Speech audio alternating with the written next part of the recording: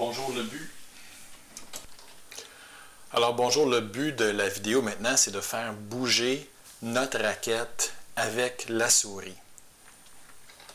Bon, je vais vous montrer comment on fait ça. Maintenant, il existe pour pouvoir interagir avec du HTML ce qu'on appelle des événements. Donc des événements, ça peut être toutes sortes de choses qui sont à contrôler par autre chose que notre programme, c'est-à-dire souvent par l'utilisateur. Donc ça peut être taper des clés au clavier ou bouger la souris ou recevoir un message, par exemple par Internet ou par un réseau.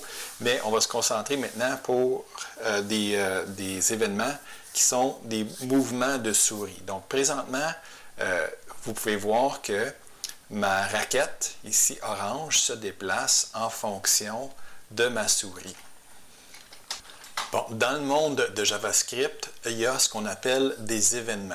Okay? Donc, c'est des événements qui ont lieu dans la fenêtre. Par exemple, un événement où une souris se déplace.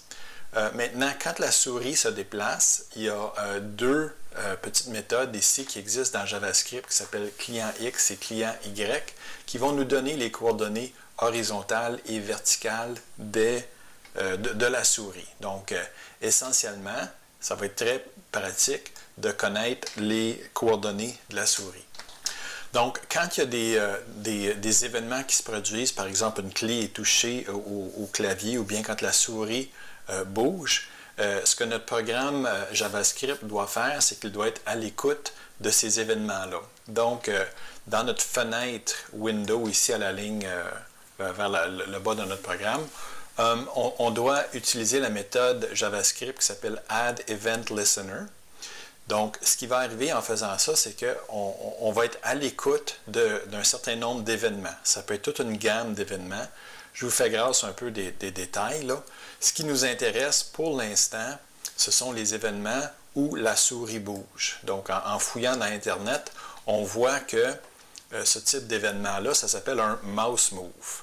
Donc, la ligne 115 à l'écran présentement, ce qu'elle fait, c'est qu'elle dit quand la souris va bouger à l'écran, on va être à l'écoute de ça, et quand la souris va se déplacer, on va exécuter le code qui se trouve à être dans la fonction que j'ai définie en ligne ici, entre les lignes 116 et 118.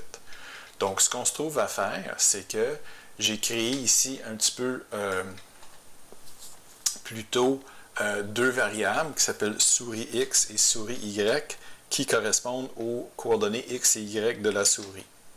Bon, au moment où notre programme débute, on va présumer que la souris est à la position 0, 0. On ne le sait pas, mais ce n'est pas grave.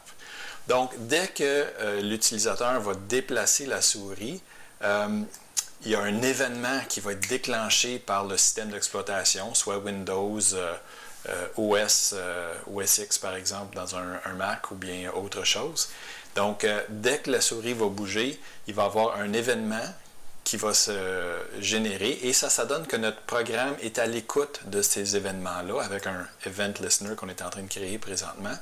Et les lignes 117 et 118 vont s'exécuter, c'est-à-dire qu'on va aller voir dans notre fenêtre actuelle, on va aller voir dans l'événement qui a été généré, on va aller appeler, comme je disais tantôt, la méthode client X et ça va nous donner la coordonnée X de la souris. Même chose pour la coordonnée Y.